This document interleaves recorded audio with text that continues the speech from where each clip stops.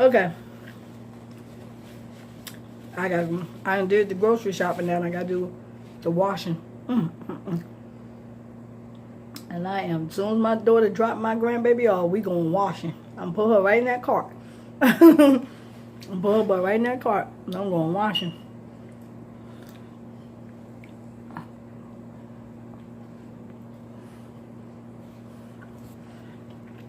I thought me and my daughter was gonna go washing together.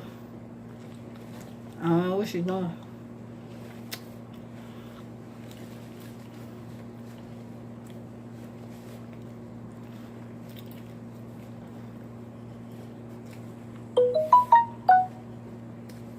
But I gotta go washing. You know how people, you know, these young people are supposed to, when they supposed to be here to help you. And like Miss Dame, she was over the case at one time. But I think it's Dawn's, either Dawn's daughter that worked for DHS, or unless they looked at my old case and seen that I had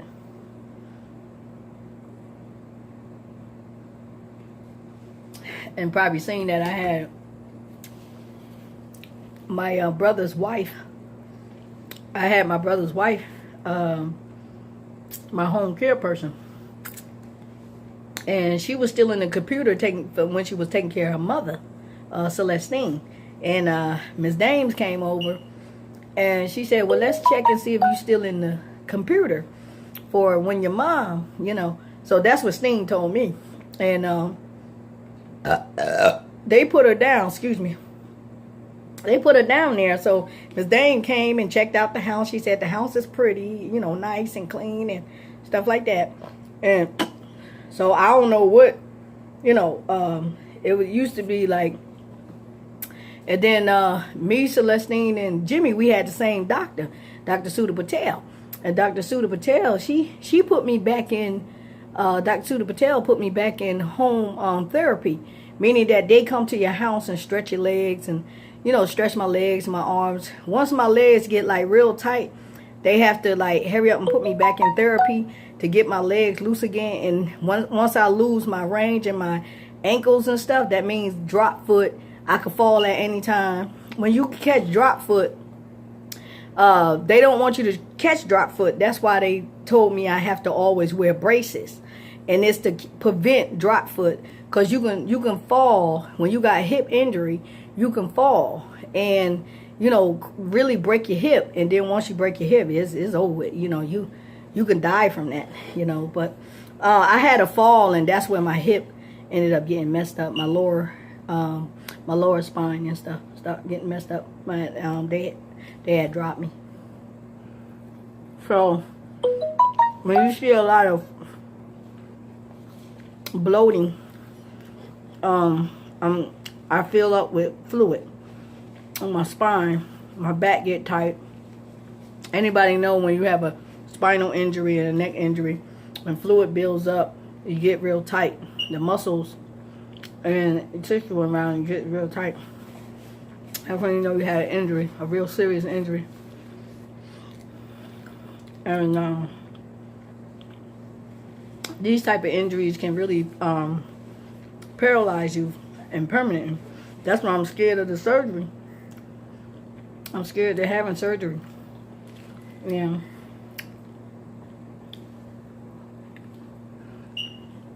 Because if God got me out of the wheelchair without me having surgery, and I'm good to go. But right now, I ain't trying to get no surgery. I'm hoping that God keep on sparing me. I'm going to keep on acting.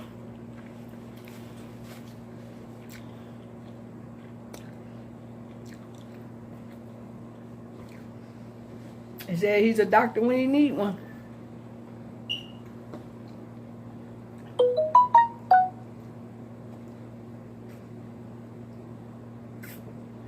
You got a lot of people doing amputees, and you know what I'm saying? And I thank God for my shoulder, because my shoulder, it had got it got disconnected.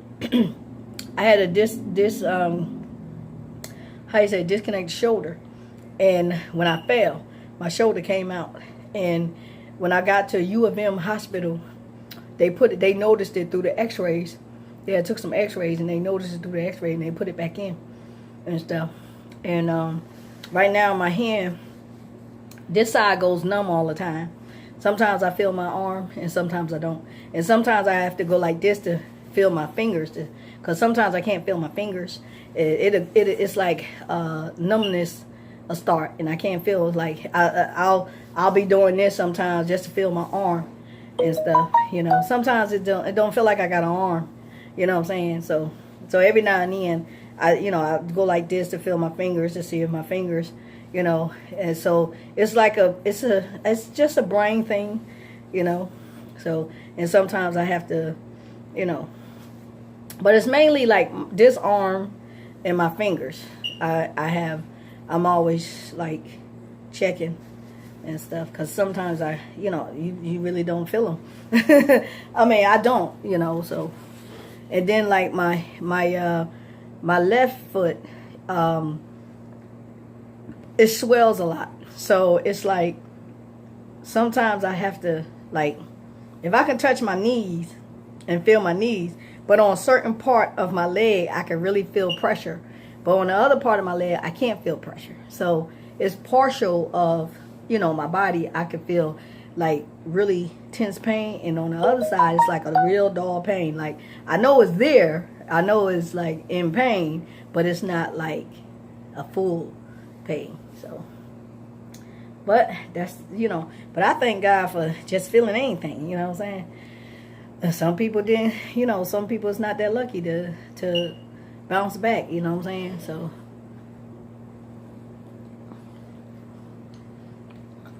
through everything I went through, you know, God found favor for me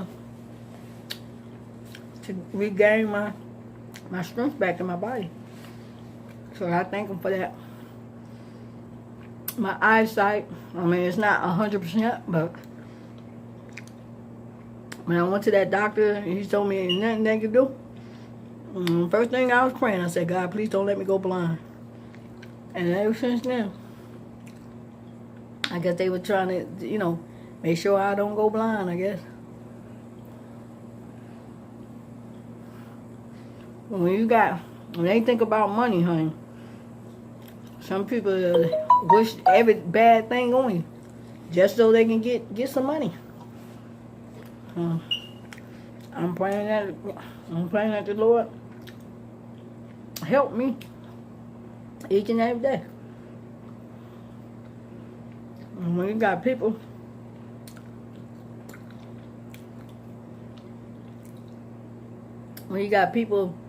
you know, doing wrong, I just see it. That's how I see it. I just see it wrong. So, when the CC whining, I told her I had wrote a letter. I don't know if they rewritten the letter and sent it to her, like, to try to get her to be mad at me so she won't work with me with music. Maybe that's what happened. But I know for a fact that I never said anything negative. Maybe that's what it is, because my nephew said he knows her niece. Her niece married into the family. So maybe something went down with Corey, and Corey know the niece. Corey probably told the niece something. Then the niece probably went back and told Cece. And then, you know, next thing you know, my name is being mentioned all over the gospel column or whatever. And so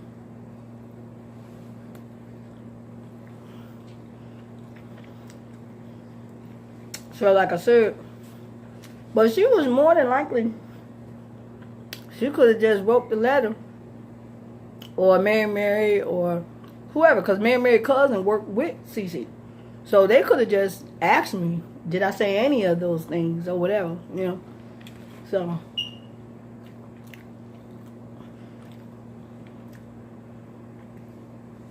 you know, they could have just asked me, did I say those things? Steady a lot of people. But see, If a person is plotting to do something wrong to you anyway, and they jealous that you made it, and people trying to figure out, like, how did she make it and she's in a wheelchair, or how did she make it and it's just her, it's just her and her daughter. You know what I'm saying? When I was a single person and I didn't have any kids, I made it. When I had a daughter, we was homeless several times, but I made it. You know? So a lot of people sometimes, they be afraid because they by themselves. And they ain't got no more dependents. So what they do is they get afraid and then they say, man, I don't have no dependents and I gotta work. You know, not work, but they'll say, I gotta pay high rent. My thing is this. I ain't never seen short rent before. And I heard a lot of people say they paid, you know, Section 8, subsidy rent. I paid subsidy rent, I think, let me see. When I first moved into Woodside Square, my rent was $288. And when I went on sick leave, my income was $2,400 a month, and my rent was $729 a month because I went on sick leave, and they paid me on my sick leave $2,400 a month was my income, and it seemed like each year get by, my income get lower and lower and lower. So I started off with $2,400 a month, and the judge ordered for me to have $2,600 a month to live off of, and I still don't know where that money is. You know what I'm saying? Somebody probably in workman's comp, or somebody who, you know, maybe somebody's stealing the money and just sending me what they want to send me. You know what I'm saying? So, but they know I'm not married. So they can't go to a judge and say, look, her spouse is, you know what I'm saying, her spouse is suing her for whatever. You know, I'm not married. Special Tree know I'm not married. Special Tree know I'm not married. Wayne Livingston know I'm not married. My kin folks know I'm not married. I'm not married. I mean, will I ever get married? Hey, it's up to the person. And I don't mind taking care of my spouse if they ain't got no money. But till then, I take care of my daughter. I take care of my daughter and my grandkids.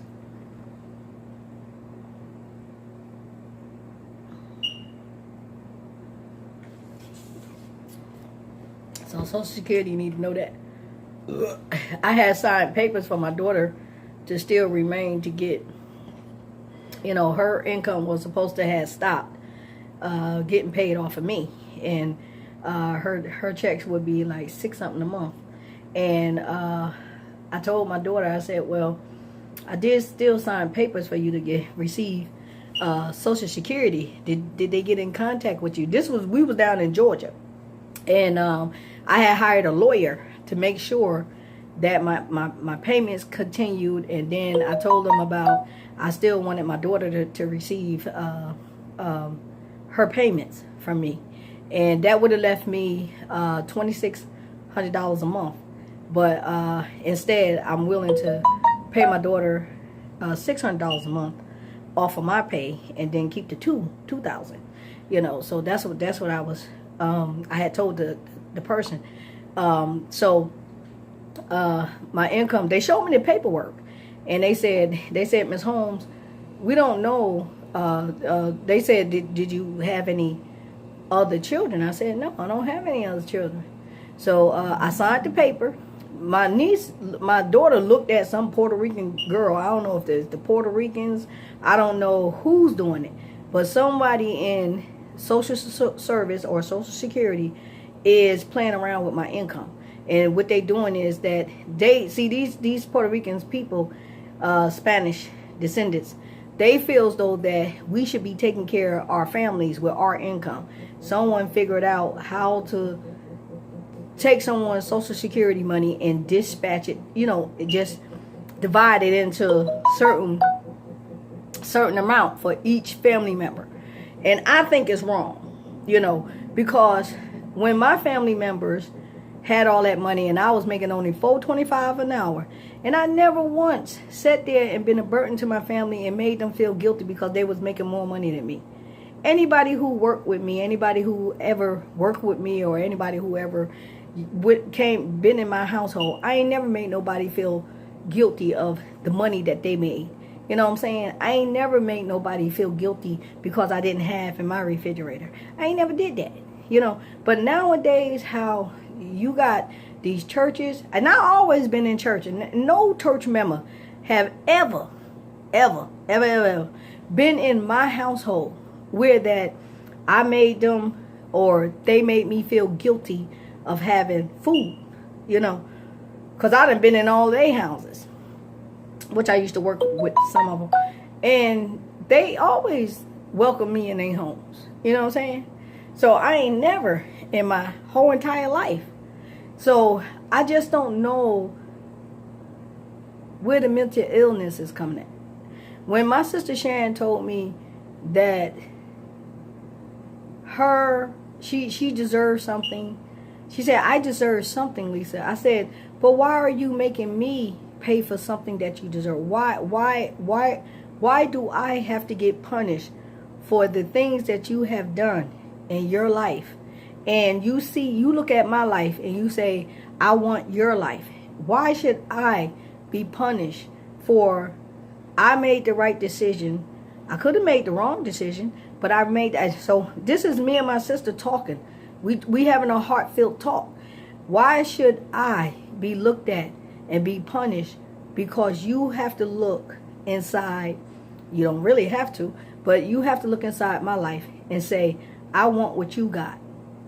Or I want to have same control that you have. I don't have spending control. I don't, you know what I'm saying? So it's a lot of animosity towards sisters that is supposed to be sisters, and we can't be sisters because in their minds they can't stomach the way how I live my life. But I never in my life made none of my sisters feel guilty about the way their lifestyle is. You understand what I'm saying? So when they come in my home and they see that I like beautiful things in my home, and they have beautiful things in their home, but when you sit up here and you ask me for some money that I know that you spent at least $50, you spent at least $100 a month on lottery tickets, you spend at least $200 a month on gambling, you spend at least $60 a month on smoking, and you spend at least $70 on your tithes and offerings or whatever. You mean to tell me that you look at me and tell me that I should feel ashamed because I save my money and I'm looking out for my daughter's future?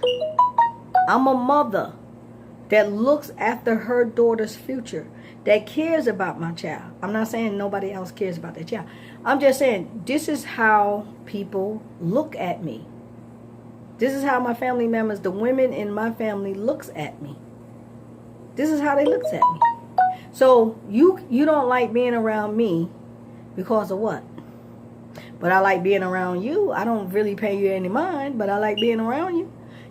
So I just don't understand how women can get along. I had told in the letter. I told Miss Cece in the letter. I said it's funny how women is very successful, but they are successful in their own way. But they still look at another woman's success and still don't like the woman because they feel as though that their success does not equal up to the other woman's success. And that's terrible. It's terrible to have a mind like that.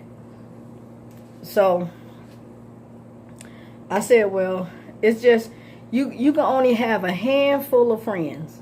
That's what I'm realizing. Just have a handful of friends.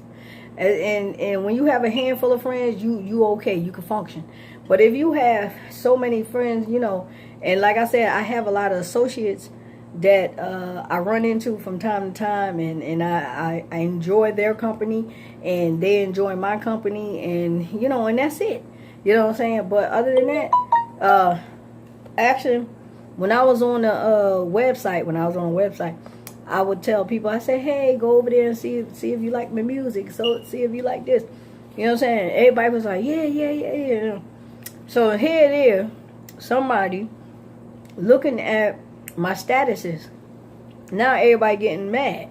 Because on their YouTube page, they don't have, they barely have like 100. They barely have 100. So now on their Facebook page, I told Kaya on my MySpace page. Now they started on MySpace, and I told Kaya when I upload this song, Kaya, you gonna get a lot of people. So I upload the song, and it was climbing up and up and up and up. Then I had went and did a poem, and the poem got a lot of views. It was climbing up and up and up. And then I did some jokes. And through the ministry, the joke climbing. Everybody was like the joke. So I said, tell me what you think. Because I started off with Miss Cece. I started off with her.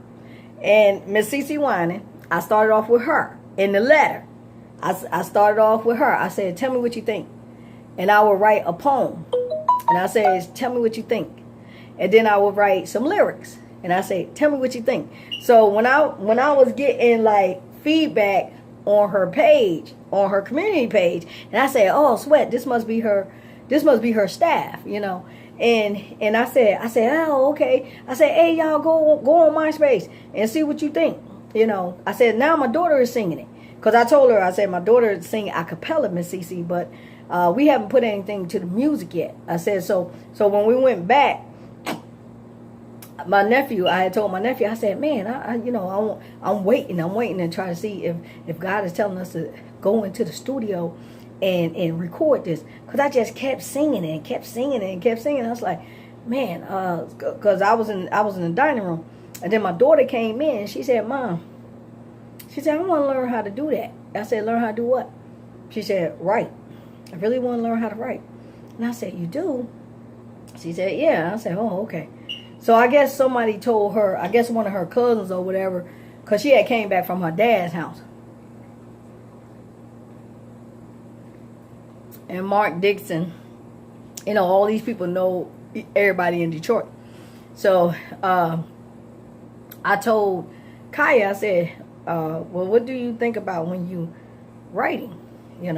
Because I had already shared the testimony with Miss Cece in 2004 and 2005 that the Holy Spirit wakes me up in the middle of the night.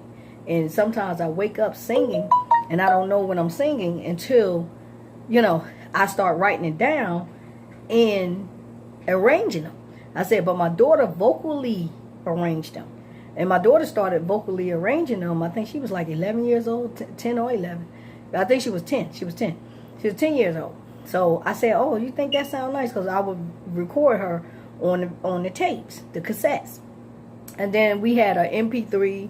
I got an MP3 for my birthday. So all this stuff that I have gotten, someone took it away from me and gave it to someone who said their name is Lisa. And I said, you know what? I hope God continue to keep me to the cross, because when you do people wrong, I know I didn't do anybody wrong. I know for a fact I didn't. But when you got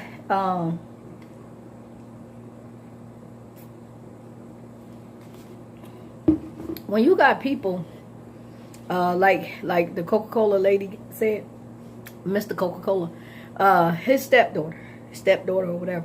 Now I don't know if something is mentally wrong with her, But I don't know if this lady is, she said Troy. I don't know who the hell Troy is. But all she kept saying is Troy. She said Troy wrote a movie, and Troy is going to go to California and put the movie together. I said, all I know is Bert and Shelly is twins, a boy and a girl, and that man looked like Bert. I don't know if Bert's still on drugs or whatever, because I know Dionne Ward and all of them know Bert. So I said, they all in California. I said, so you can't sit up there and tell me, that Troy look just like Bert.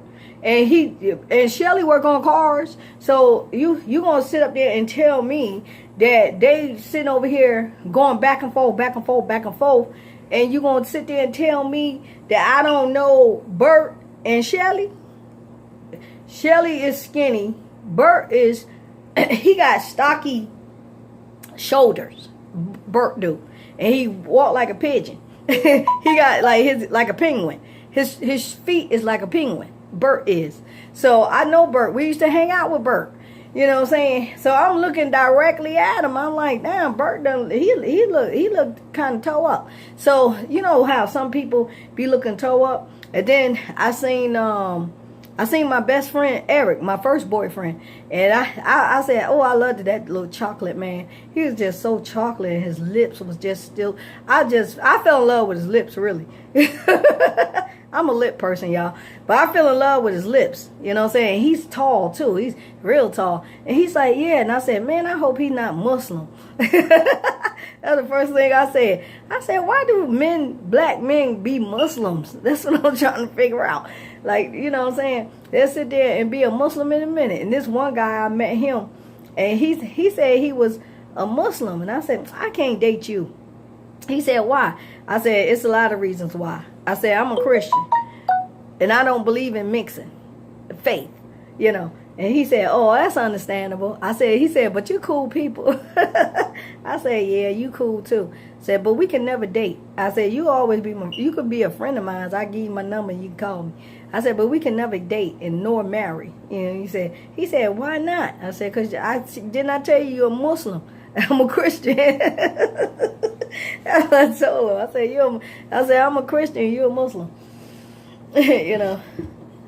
So I thank God for having friends. I got Muslim friends, you know what I'm saying? I got like 3 Muslim friends, you know what I'm saying? They've been Muslim all their life, you know what I'm saying? So we ain't never had no problem. But they know that we can't marry. You know what I'm saying? We can't marry different,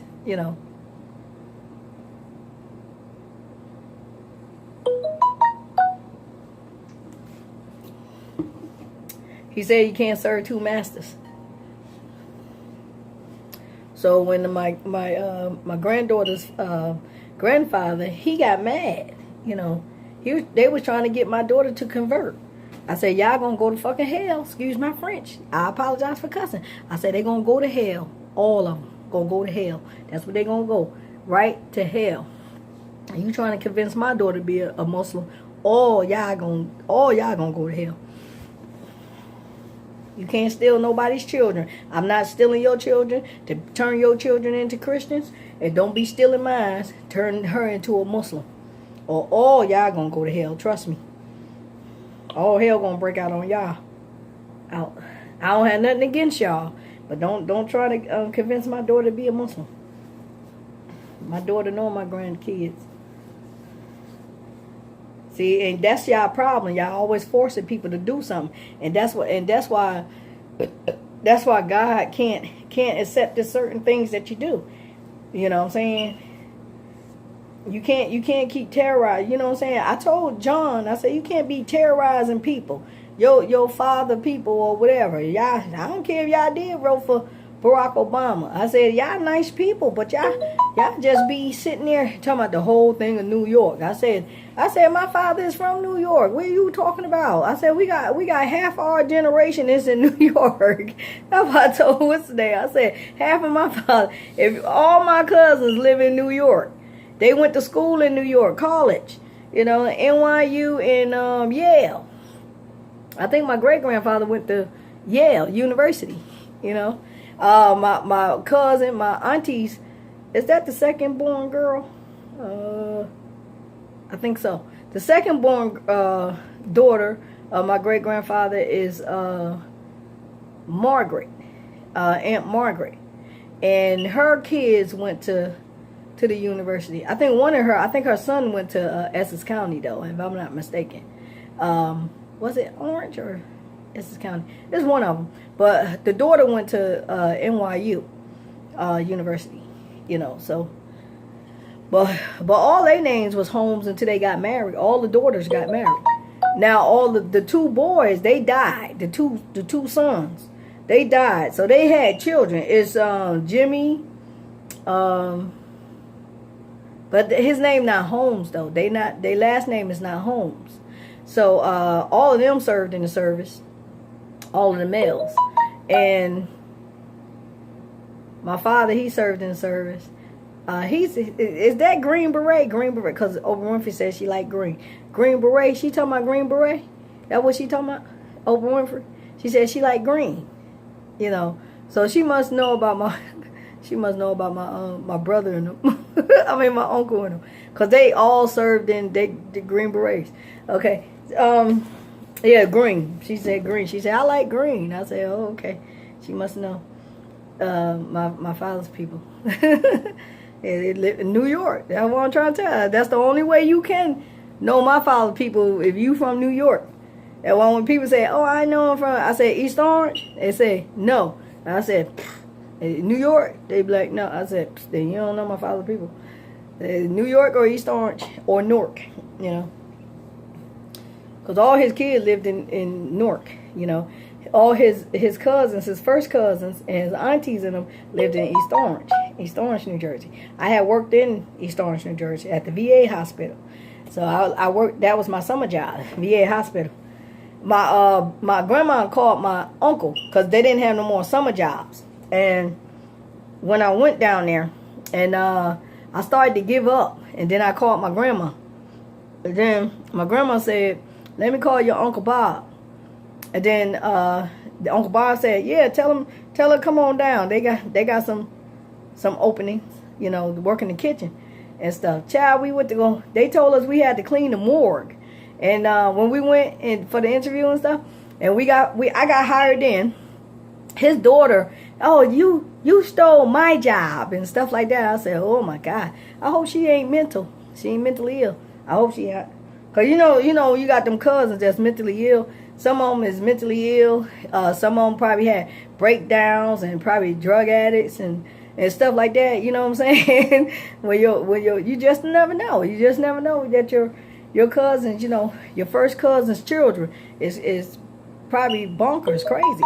Because I used to talk to Tariq, and he used to tell me all about his sister. His sister was the one that was in the because they said she looked just like you, Lisa. I said no, she don't. You know, so yeah, Tariq used to tell me his sister, you know what I'm saying, all the things that his sister used to do. I said, mm-hmm. So yeah, they told me she was down there in Detroit, and she lived on Grand Rapids or something. And I said, I hope she ain't crazy. Shit, you know, I know some people be following you. And I told Bunny, I said, I hope our family members ain't crazy. You know, stealing your damn identity and stuff, you know. So she knew I was in the nursing home because I had her for my CNA at one time. That's what she said. I don't know how damn true it is, but because I had wrote the letter, and right after I wrote the letter, it seemed like the girl came. They gave the girl me. You know what I'm saying? So I don't know. It seemed like as soon as I wrote the letter to Miss Cece, because that's the only one I would write when I was in a wheelchair, was Miss Cece Winan, and let her know I was a fan, and I said I like your music. Your music is like inspiring to me and stuff like that. So, you know, so I don't know, because sometimes you get people who's stalking you. At first, this one lady, I thought she was stalking me. I was like, oh my God, I said, I don't sleep with women. I'm just, you know, I was crying. I was crying. And the girls, because the girl said, she said, one of the ladies said, she said, how you know the, because I asked the one lady, I said, where did that start at, that people, you know, same sex and stuff like that. And I wanted to know because there was a lot of that going on the job, you know. And I said, where did that stuff come from? I mean, bad enough I had to grow up with it. You know what I'm saying? I had to grow up with it and stuff. And, you know, you got siblings that's gay. And I said, where did that stuff come from? Where do it come from? And if why do they think it's okay and stuff like that? I said, our flesh, God tells us that our flesh is sinful. You know, so she explained it to me. And I said, that's, no matter how much you want to do what you want to do, can't do it. You know what I'm saying? So I you know, I was crying. I said, but I don't understand. You know. So the girl, she thought I was playing, but it was real, man. This lady was following me, and I was like, I said, man, God, I don't, you know what I'm saying? I said, I don't sleep with women. You know, I was scared as hell, man, because you just never know. You know what I'm saying? These damn women they worse than the men. You know, shit. When the girl said she was forced to have sex with another girl or some shit, I don't know. She was explaining to me. I was kind of looking for an exit. I was looking for an exit like a mug. I was like, shit, which way I can go? I was trying to run up out of that mug. Yeah, I was crying and shit. I said, but God, I don't, you know. Yeah. Yeah, I was damn scared. I was like, that get you crying. Yes, I was a big baby on that one.